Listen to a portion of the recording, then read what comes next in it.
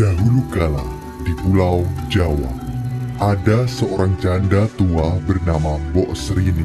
Sehari-hari dia bekerja di ladang yang berada di samping rumah peninggalan sang suami.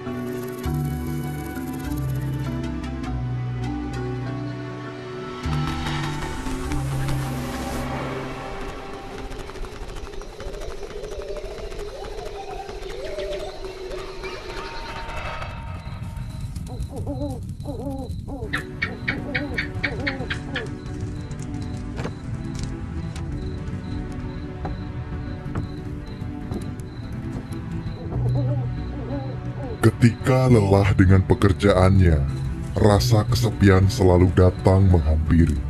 Dia ingin sekali memiliki seorang anak agar di masa tuanya ada yang menemani.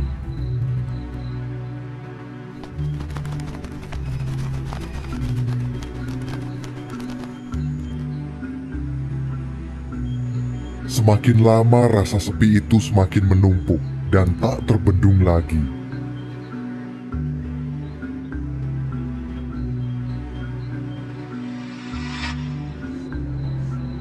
Mbok Srini akhirnya memutuskan untuk mencoba meminta bantuan kepada Buto Ijo.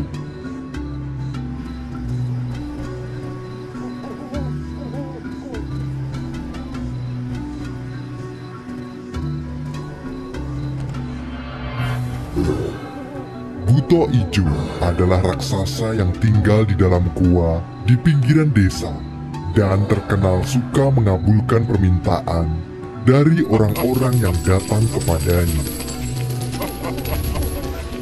Akan tetapi tentu saja, semua itu tidaklah cuma-cuma.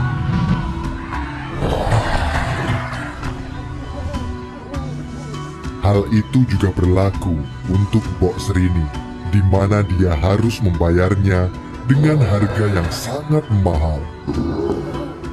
Ketika anak itu berusia 6 tahun, kau harus mengembalikannya kepadaku untuk kujadikan santapa. Terlepas dari kondisinya, wanita putus asa itu menyetujuinya. Kemudian Buto Ijo memberikan 1 biji mentimun untuk ditanam di ladangnya.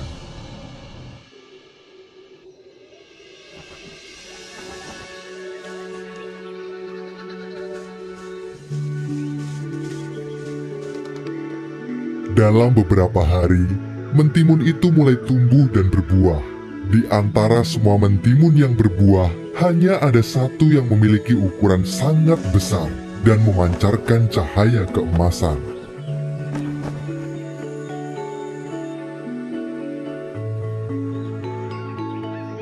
Mbok Srini sangat senang.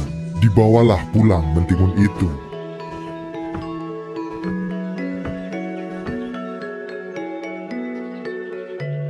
Kemudian dia membelahnya dengan hati-hati. Nampak seorang bayi perempuan nan cantik di dalamnya. Dengan rasa penuh bahagia, dia menamai anak itu Timun Mas.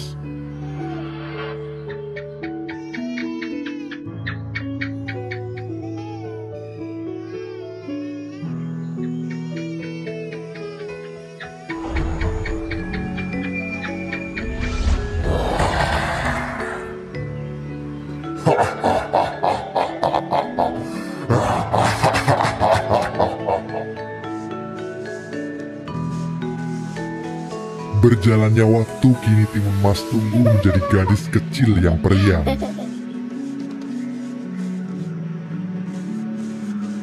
Mbok Srini merasa terus diawasi oleh Buto Ijo.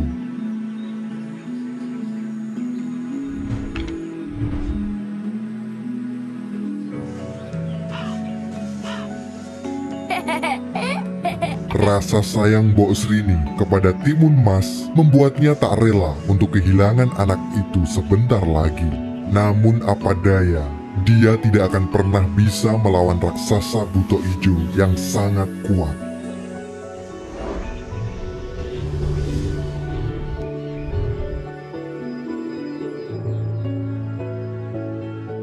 Mendekati waktu perjanjiannya dengan Buto Ijo, Mbok Srini memutuskan untuk pergi ke Gunung Kidul meminta petunjuk dan bantuan kepada seorang pertapa sakti.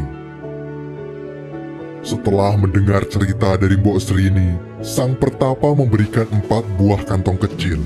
Berikan ini kepada anakmu Timun Mas. Ini akan membantunya melawan Buto Ijo.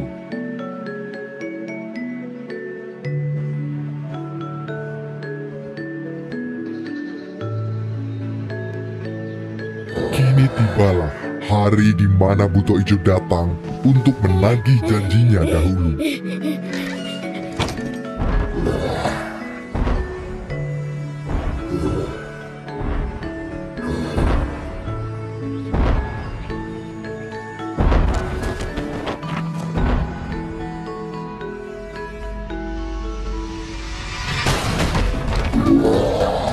Di mana makananku?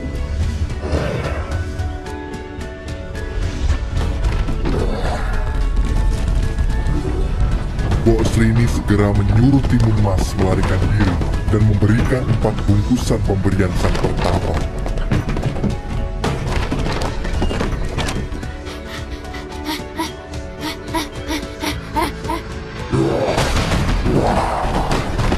Melihat sang ibu dalam bahaya, Timun Mas mencoba memancing Buto Ijo untuk mengejarnya.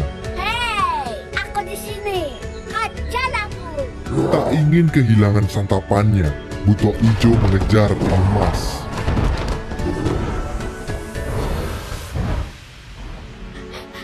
Timun Mas berlari sekuat tenaga ke dalam hutan agar tidak tertangkap.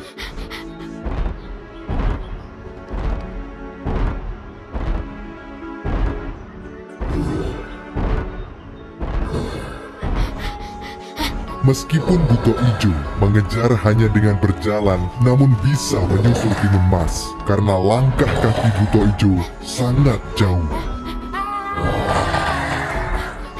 Teringat nasihat ibunya, Timun Mas melempar kantong pertama yang berisi biji mentimun ke arah Buto Ijo.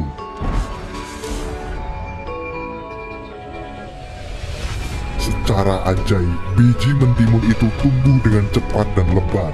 Jalan Buto Ijo pun tertutupi.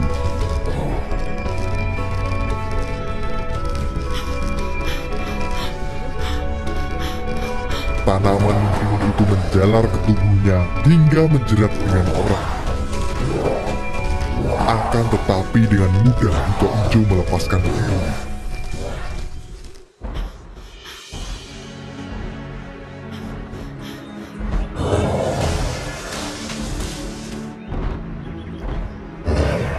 Buto Ijo terus mengejar Timun Mas yang lari ketakutan.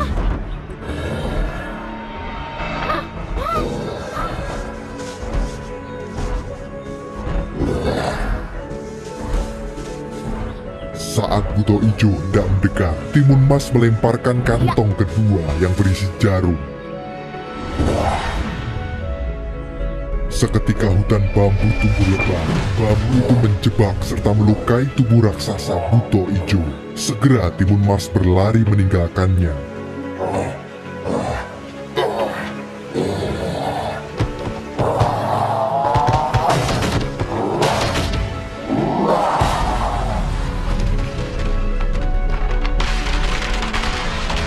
Merasa diremehkan, Buto Ijo pun mengamuk. Dia mengambil beberapa batang bambu dan melemparkannya ke arah Timun Mas.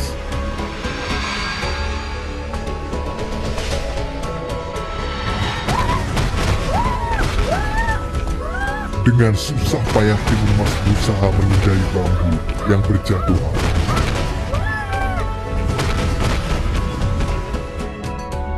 Tibalah Timun Mas di tepi sungai. Dia sudah sangat kelelahan.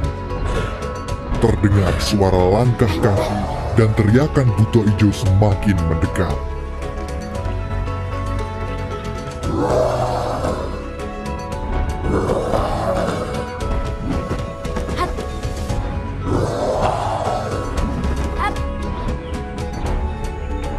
Ya.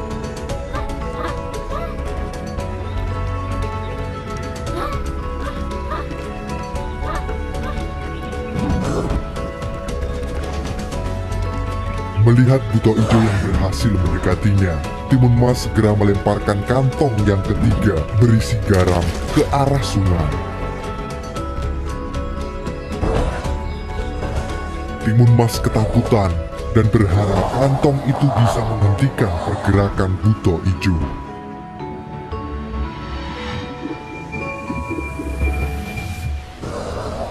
Seketika, ombak besar menerjang tubuh Buto Ijo. Raksasa itu terseret ombak menjauh dari Timun Mas.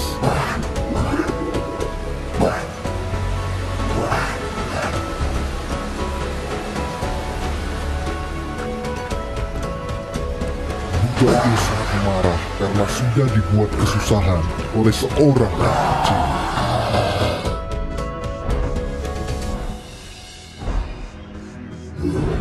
Gadis kecil itu terus berlari sekuat tenaga hingga menaiki sebuah bukit. Buto Ijo yang dipenuhi amarah dengan cepat menyusul Timun Mas. Tebing yang tinggi pun dipanjat oleh Timun Mas. Dia berharap Buto Ijo tak bisa menjangkaunya. Namun sayang, raksasa itu masih bisa memanjat tebing.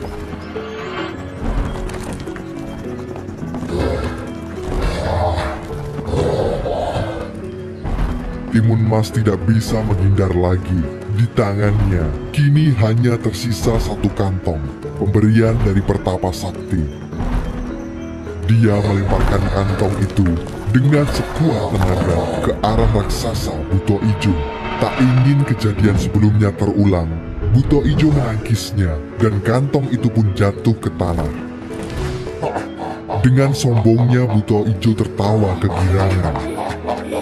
Kantong terakhir yang berisi terasi berubah menjadi lautan lahar panas. Buto Ijo masih belum menyadarinya dan terus tertawa sambil memukul-mukul batu. Timun Mas yang putus asa hanya bisa pasrah kepada keadaan. Dia berharap ada pertolongan datang untuk menyelamatkannya.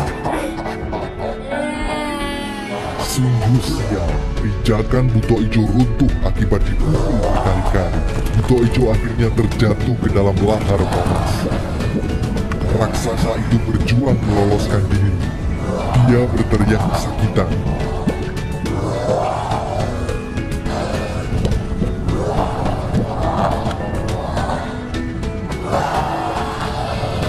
Kemudian Buto Ijo tenggelam di dalam lautan lahar panas. Akhirnya, Timun Mas dapat menghentikan Buto Ijo untuk selamanya. Usai melawan Buto Ijo, Timun Mas kembali pulang menemui ibunya.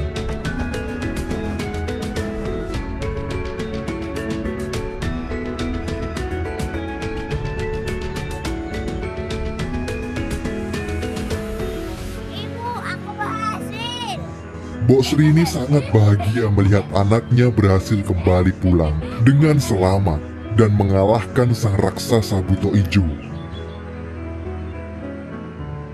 Buto Ijo, udah aku kalahkan. Rumah mereka kini sudah tidak bisa ditinggali lagi. Akhirnya mereka memutuskan untuk berpindah tempat dan hidup berdua menjalani hari-hari dengan bahagia selamanya.